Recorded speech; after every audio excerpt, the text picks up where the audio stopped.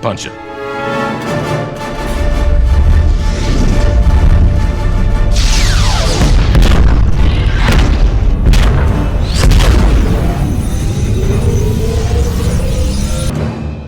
In science fiction, sound design is an integral part of creating a world that feels natural and believable.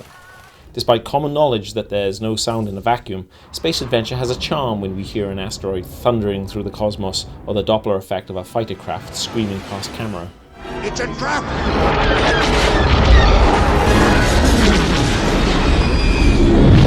We found audio elements for our own space battle clip in fairly domestic environments. Much like we explained in the kit bashing tutorial, your own creativity is the only limit. We recorded a variety of sounds on a mobile device. The sound used for moments where we see our fighter pilots sitting in their ships are a blend of my vacuum cleaner and the fan from my laptop when it gets too hot. The whine from my laptop fan sounded pretty intense, so I decided to pitch the volume of that particular sound effect louder whenever our pilots found themselves in trouble.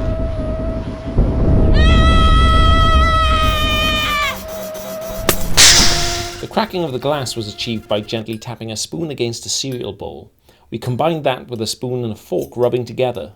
Sound can also add an effect that we can't see visually. The groaning of the spaceship was simply metallic crumpling of a few drinks cans.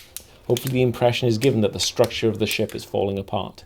For the gory effect of our poor pilot's windpipe freezing over, we simply found some pasta shells and rubbed them together very close to the microphone.